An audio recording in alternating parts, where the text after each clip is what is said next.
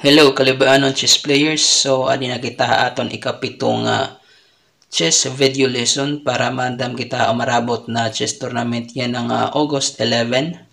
So anaton topic na kabahin gihapon hin opening nga Philidor defense. So ang sinisiring na opening nagtitikang hin e4, e5, and after knight f3, d6. So amin ni ang Philidor defense. So dinhi last na video makita ta na nagtira nga ni an white hin bishop b5 kunain nakadaog an white, pero may dapa iba na pamaagi kundi amal ito ang simple na move after d4. Magkaada dahil hin early tension na center. So kung ang black ni i-release ang tension na center after e takes d4 may da knight takes d4. So makikita naton hini nga lamang lagyapon ng development an white. So after bishop e7 gusto mag kingside castling ang black. After bishop e7 knight f6 for example, i-vacant niya an iya kingside. Dini matira la kita knight c3. So after knight f6 ma-develop lat kita. Para, for example, after kingside castling, dini pwede kita mag kingside castling. Pero, may kita dini sacrifice na idea para malamang lakitahan development. For example, after knight f5, dinhi, for example, kumaon nga ni an blocking bishop takes f5, ngan may na, for example, takes. And after queen d7, dida isa sacrifice tala ito na pawn para may kita development. For example, after kingside castling. So, balik kita, for example, after knight f5, if di rin niya ito i-capture, mag knight c6 laya, ma-retreat lang nato knight a3. So, after p8, kingside castling, bishop d7, nganin a3. So, makikita naton nga dere useless ang aton move ha f5 ang aton knight kung hain nag-commit kita hain moving twice ang aton pyesa. Kay after hindi na posisyon may da great na roll ang knight ha e3. For example, waray mga atake ito dida na square nga na highlight after knight a3.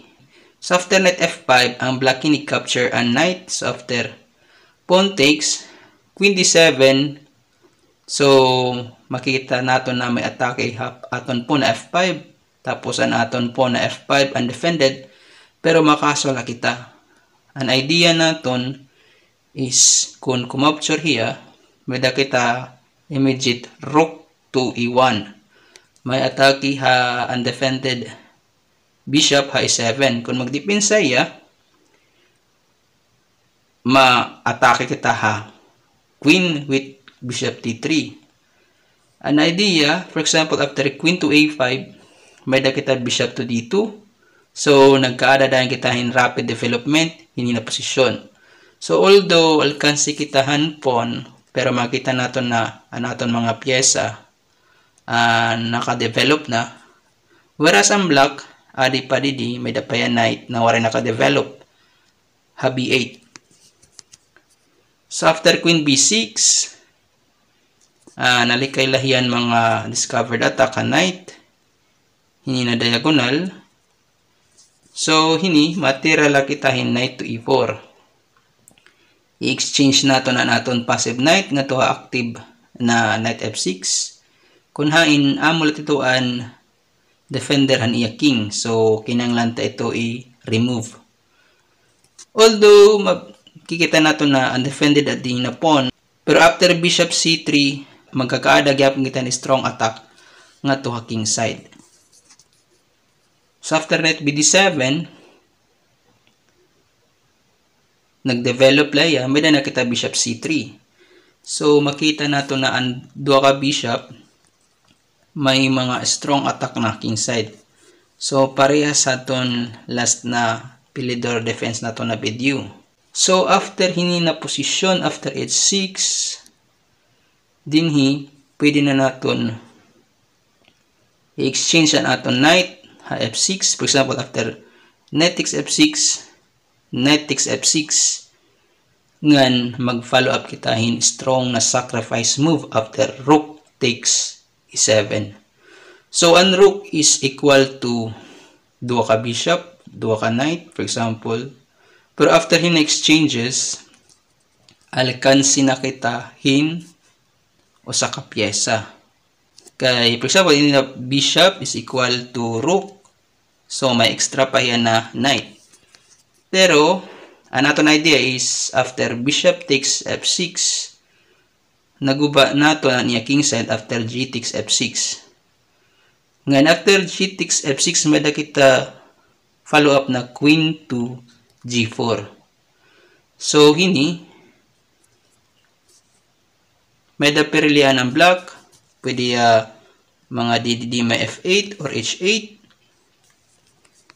Pero pag tumira hiya may h8, may da kita threat na queen f5, mating threat in 1. So after king g7, mali kaya checkmate, pero may dagyapon queen h7 check. Suportado naton queen and bishop, so diri makakaon. So after atras f8, checkmate na with queen h8 checkmate. So bisan pa, for example, after hina position mag king f8 may dagyapon kita move nga bishop h7.